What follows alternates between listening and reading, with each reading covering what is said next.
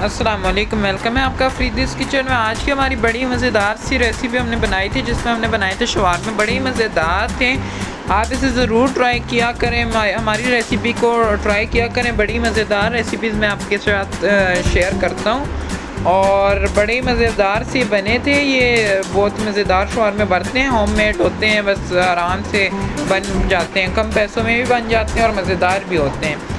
अच्छा, तो ये हमारे पास चिकन हमने बना लिया था, फिर इस तरह करके फ़ाइनल इसकी ये वाली लुक थी चिकन की क्यूब्सों की। और फिर उसके बाद हमारे पास ये फ़ाइनल लुक आती है जिसमें हमने शवारमा बना लिया था। ठीक है, तो बहुत ही मज़ेदार था शवारमा। ठीक है, लाइक, सब्सक्राइब और कमेंट मस्त किया करें। अल्लाह हाफिज़।